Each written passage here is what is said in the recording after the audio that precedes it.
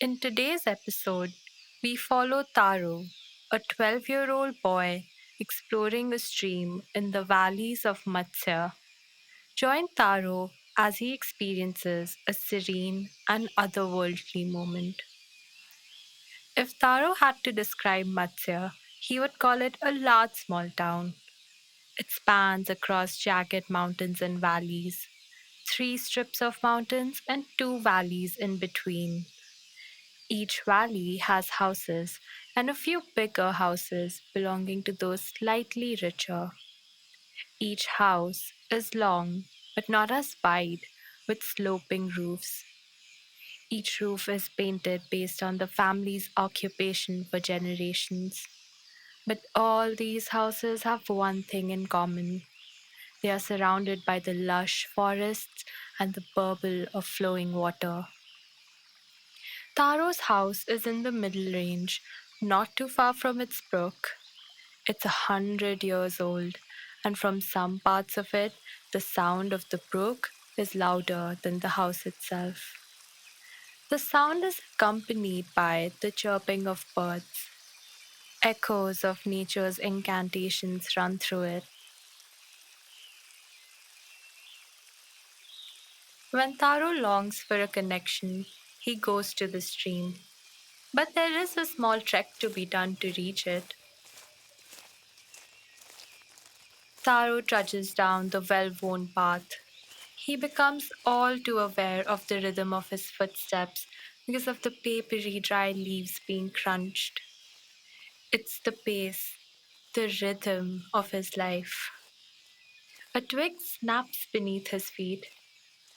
His satchel bumps against his thigh. It contains a towel and an old book with yellowed pages. Light barely makes it past the patch of trees around him.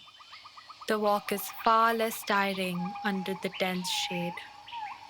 Far up ahead, sparrows hop from one branch to another, dancing and singing with each other.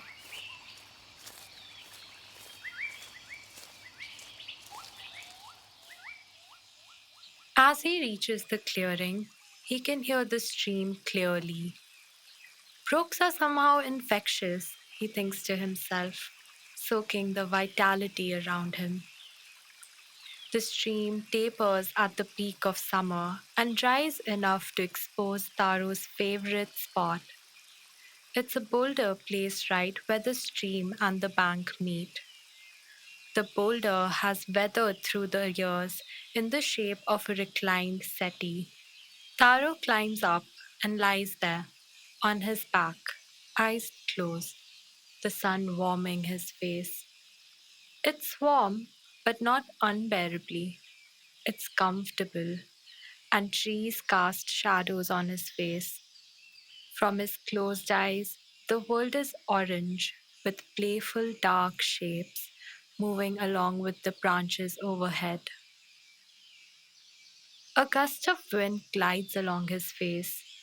It's a cool one, sliding from the top of the mountains. It brings with it the fresh scent that never seems to leave forests, a fragrance that is somehow always new, reminding Taro of saplings, of beginnings, and of hope.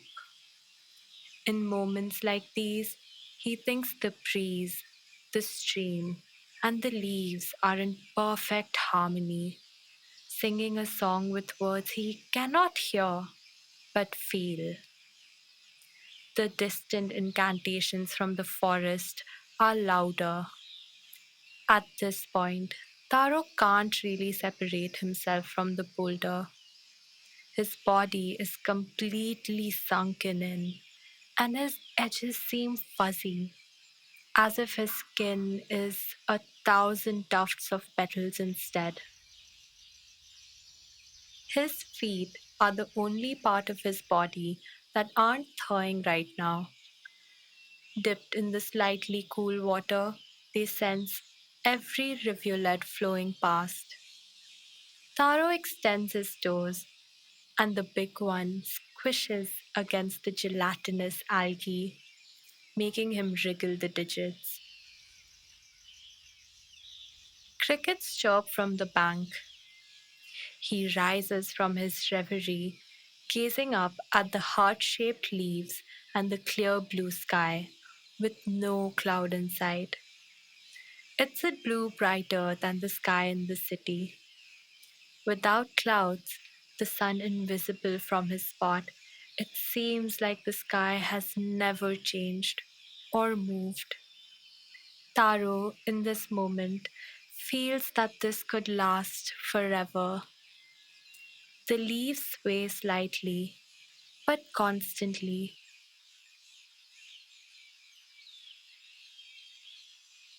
Looking at his feet, Taro finally sees what he has been playing with. The algae is a different green from the trees around him. The translucent coating around it makes it seem more visceral than leaves. It is stuck to the browns of the stones. The brown isn't dusty or murky, but reflects the depth of its age. The edges where one stone meets another are turquoise, similar to the hydrangea growing outside his windowsill. The browns and the blues make it seem like the river is pulsating, alive. If Taro didn't know better, he would think it's breathing softly.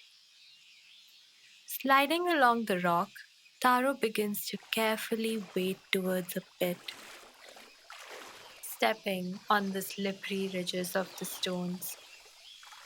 Water splashes around his ankles, softening as it reaches above his knees.